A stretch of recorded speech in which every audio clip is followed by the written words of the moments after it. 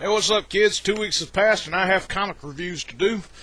But before I get started with this, let me say something right now. I'm going to be honest with people. I don't review everything that I pick up in my stack, sometimes because I either don't feel that it's necessary, or if it's something that just does not pertain to its own course, like if it's dragged off into something else, I'm just not going to read it. Case in point, for the remainder of this month until Venom 14 comes out, I'm not really going to review any more of the Point 1 issues. I read them, and suffice to say that so far this has just been okay. And I am still reading Peter David's X Factor, but I always treat Peter David's X Factor that it's good, and it's not usually fun to give away any of the spoilers that happen in there, so just suffice to say that it's good, and I'm just not going to be talking about it all that much. But I do have some other things besides these, which I'm going to review right now. I did go out and, since I had a little extra money, I picked up the first 6 issues of the newly relaunched Wonder Woman, Red Hood and the Outlaws, and Demon Knights. So throughout the course of this week, be looking for reviews on those, and what do I think of those titles, which I picked up out of sheer curiosity. But without further ado, let's get down into the books that I am reviewing from over the course of the last 2 weeks. So let's shoot this off a little straight to the point with Batman number 6. Now, Snyder continues to do great work on this book, and Greg Capullo's artwork is terrific. By the way, this is a very, very twisted looking cover, and I mean that in a positive way. Basically what we got going on in this issue is this is the last part of Batman Stuck in the Maze. Let's just suffice to say that he does get out, and you know, it wouldn't be much of an event that they're talking about with the Court of Owls attacking him if he doesn't survive this little encounter. Batman finally manages to get an upper hand on the Talon, and in this issue the Talon is sort of the gladiator for the Court of Owls, who've decided to make themselves visible while Batman is suffering a tremendous psychological and physical beating. But here's the thing about Batman. While Snyder has been good about setting up an attack on him that we haven't seen this devastating in a while, Batman still has tricks up his sleeve. And in a Deus Ex Machina fashion, he manages to get out of them. Overall, the issue was good, and we do have a nice little cliffhanger set up for some trouble that's going to be heading Bruce's way. This is still a good book. Little disappointed with how Bruce was able to manage to get himself out of the situation, but overall it's still pretty good. Now, jumping along to one which people have seen to have lost faith in Mr. Matt Fraction, I still enjoy him for what he does well, which I first read him on in the first place and still enjoy. Invincible Iron Man number 513. This is, simply put, an intermediary issue.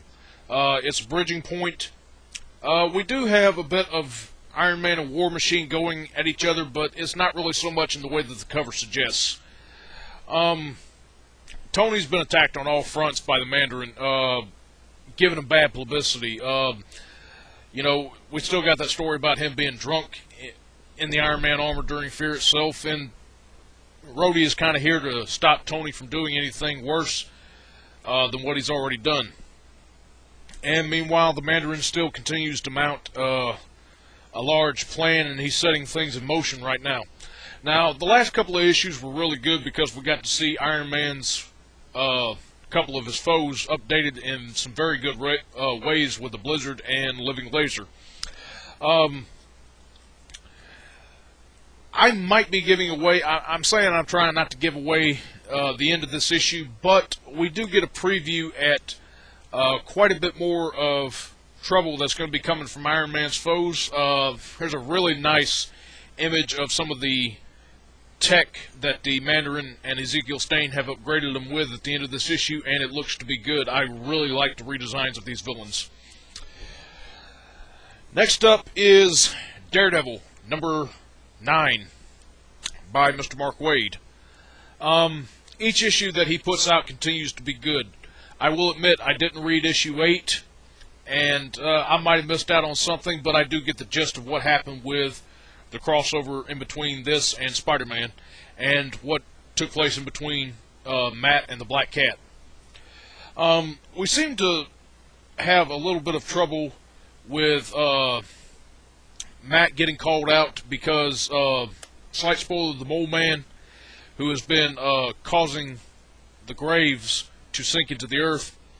And the reason why Daredevil was pulled into this is because that his father, Jack Murdoch's grave, was one of those that was disturbed, and he quite literally has to get to the bottom of what the Mole Man is doing. There's a very hilarious moment at the start of this issue. Like, if you thought that moment from issue 7 during the Christmas party was funny, Wade steps it up a little bit. Daredevil has lost his sight, to be sure. He has 4 functioning senses. Unfortunately, as a blind man, he still has some handicaps with that drawback. And there's a very hilarious mistake that Matt makes in here, while, he's still trying to pull off the fact that everybody knows that he's Daredevil, but he's saying that he's not. He makes a very obvious mistake, and Foggy, of all people, has to point this out to him, which is very hilarious. And then we kind of get to the Mole Man's having the Moloids pull the caskets down into the earth. What's also really good about this title that I haven't really talked about that much is that Daredevil in the old books, pre that disastrous event known as Shadowland, was always tied to his own corner in Hell's Kitchen.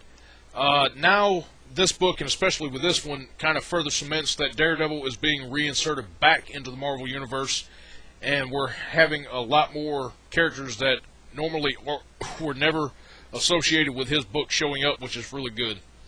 All in all, the issue is pretty solid, and I still continue to enjoy this series. Plus, we have some interesting developments, and maybe a little conflict of interest with the Black Cat in this, on what I will not touch upon, but it's still really good.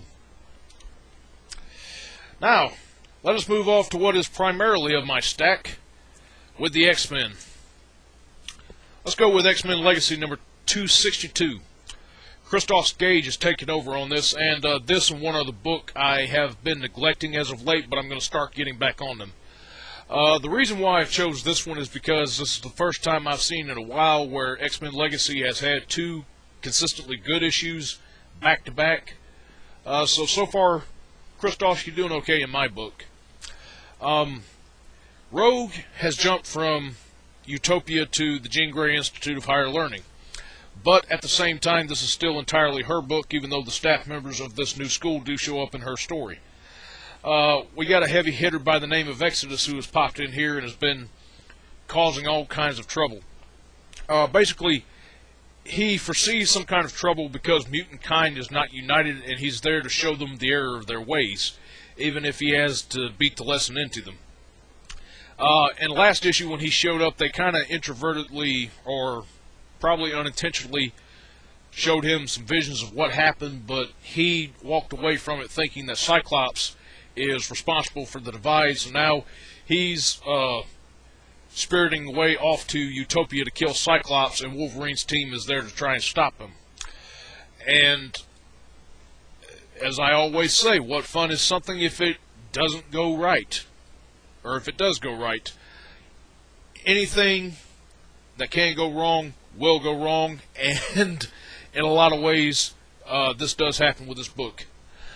This is kind of also touching on a bit of a personal issue that comes up in between Rogue and Wolverine, kind of reflects the trouble of Utopia, and it shows that Rogue doesn't really have any good at showing that she's a trustworthy person to either side of the schism that has taken place, and this, what she decides to do in this book to try and help alert Utopia ahead of time may cause some problems for her on down the road.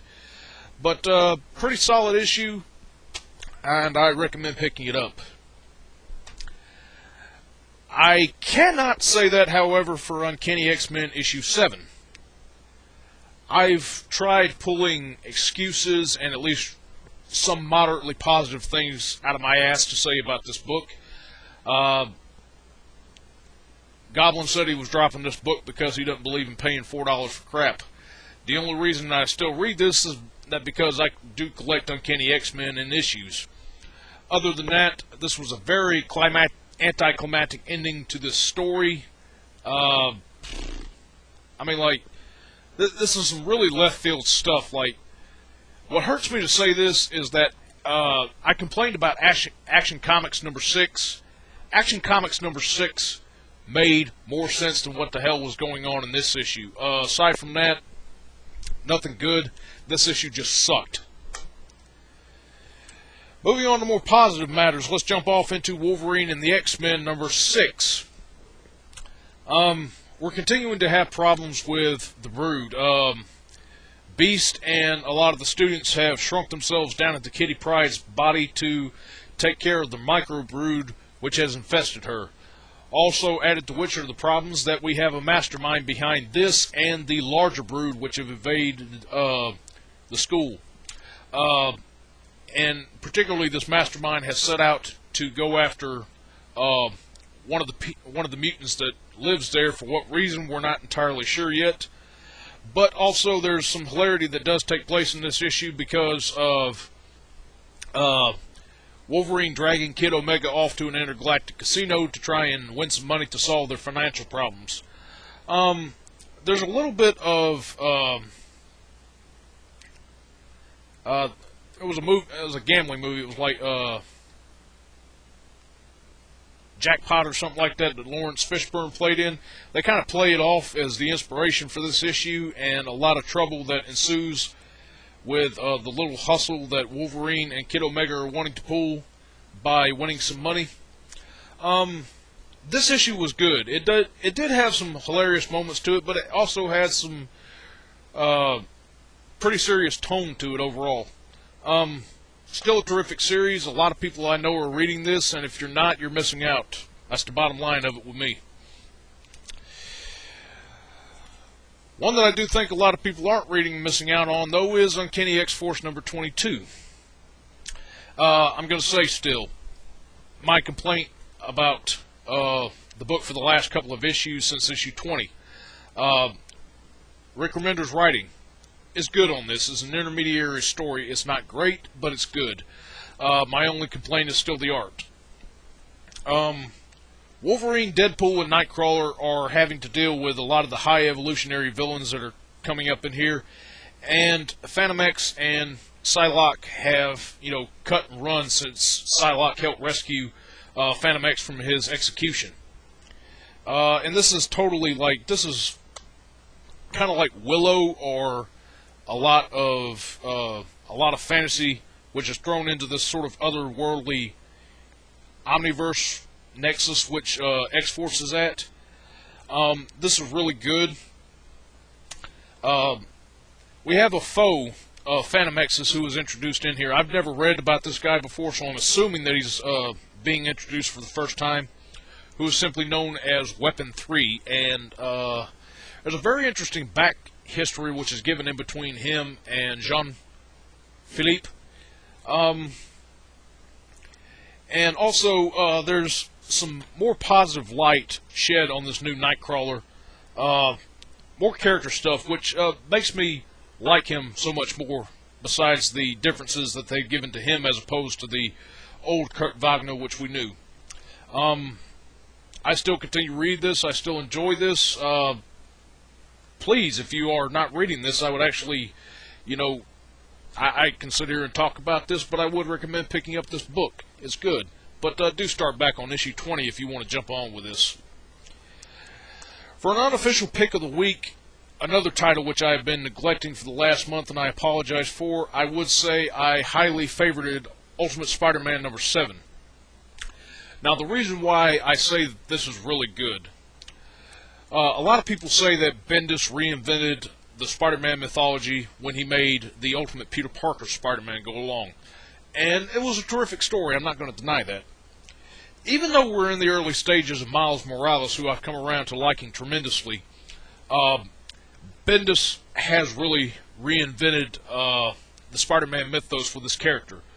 There are some dilemmas that Miles comes up with in this issue, which a lot of people like to explore from different superhero facets, where they try to dissect the superhero and amend what type of problems he could have in a more realistically portrayed type of story, which in this case, this is what they're going for with the Ultimate stuff. The character studies of Miles' parents and about how they feel about this new Spider-Man was really the highlight of this issue, and furthermore, the connection that when Peter Parker was alive that he had to his uncle about the power and responsibility thing is really flipped on its head when it comes to Miles' uncle. I dug the hell out of this issue, and there's a very ominous cliffhanger leaving off at the end of this issue that really could set up some trouble for Miles here. I'm not going to spoil too much of this, but let's just say that this was really, really good. If you've had any qualms about the Ultimate books, do at least jump back onto this one, because I would recommend it. And that pretty much does it for my comic reviews that I've done this week. As always, please leave your questions and comments. Leave some feedback for me. I will try to have those first 6 issues of Red Hood, Wonder Woman, and Demon Knights posted up sometime by the end of this week. And also, be sure to check out a good buddy of mine, the Mount Vernon Kid, a.k.a. Chris. He does some comic reviews. He's got a lot more expanse to what I do, and he really can recommend some stuff much better than I ever could, I feel. So, without further ado, I'm going to cut this off here. I wish you all guys a good week, and until next time, I will catch you guys later. Sayonara.